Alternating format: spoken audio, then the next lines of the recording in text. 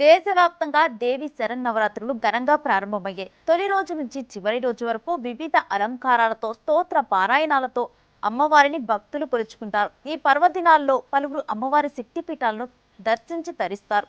ఎన్నో పుణ్యక్షేత్రాలకు ఆలవలం అయిన ఈ పుణ్యభూమిలో స్వయంగా అమ్మవారే వచ్చి కొలువై భక్తులను రక్షిస్తున్న అద్భుత ఆలయాలు కూడా ఉన్నాయి. వాటి వైభవం అంతా ఇంతా కాదు. అలాంటి అద్భుత పుణ్యక్షేత్రాల్లో ఒకటి రాజస్థాన్కి చెందిన ఇడానామాత ఆలయం.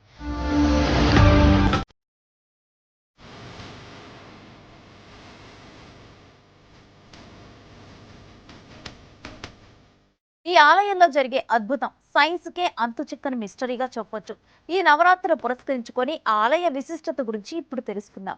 రాజస్థాన్ లోని ఉదయపూర్ కి 60 కిలోమీటర్ల దూరంలో ఉన్న గాయత్రి శక్తిపీఠ ఆలయంలో దుర్గమ్మ ఇడానా మాతగా పూజలు అందుకుంటుంది. ఈ అమ్మవారికి చైత్రమాసంలో నవరాత్రులు అంగరంగ వైభవంగా నిర్వహిస్తారు. ఆ సమయంలో జరిగే అద్భుతాన్ని తిలకించేందుకు భక్తులు బారులు తీరి ఉంటారు.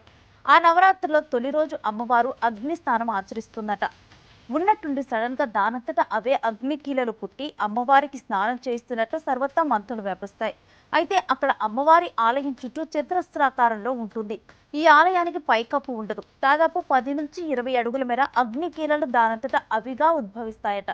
ఆ సమయంలో అమ్మవారికి సమర్పించిన నైవేద్యాలు, వస్త్రాలు బూడిద అవుతాయి తప్ప అమ్మవారి విగ్రహం చెక్కు చెదరదట.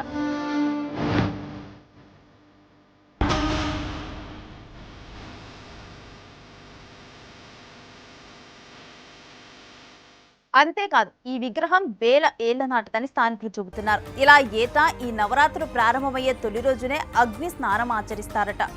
అప్పటిదాకా ఆలయంలో పూజలు జరుగుతూ కోలాహలంగా ఉంటుందట.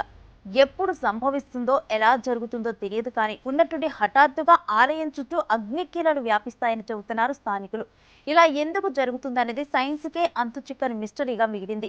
దీనిపై ఎన్నో ఏళ్లుగా పరిశోధనలు చేస్తున్న శాస్త్రవేత్తలు సైతం దీనికి కారణం ఏంటి అనేది నిర్ధారించలేకపోయారు. విచిత్రం ఏంటంటే అక్కడ మంటలు అంటుకునేలా అగరవత్తులు వంటివి కూడా వెలిగించురట.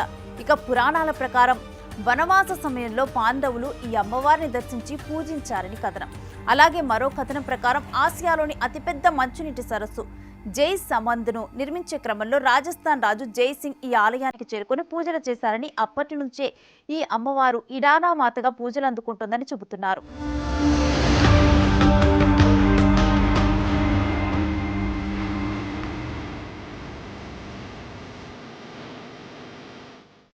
చాలా మంది భక్తులు ఈ వింతను చూసేందుకు ఆలయానికి తరలి వస్తూ ఉంటారని చెబుతున్నారు.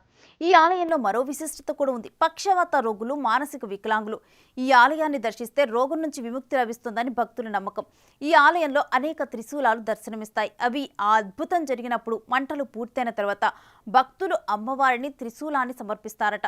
అయితే ఈ త్రిశూలాన్ని సంతానం లేని మహిళలు పూజిస్తే సంతానం కలుగుతుందని భక్తుల ప్రగాఢ విశ్వాసం. మరి ఆలయ రహస్యంపై మీరేమనుకుంటున్నారో కామెంట్ చేయండి. For more videos like this, subscribe Big TV channel.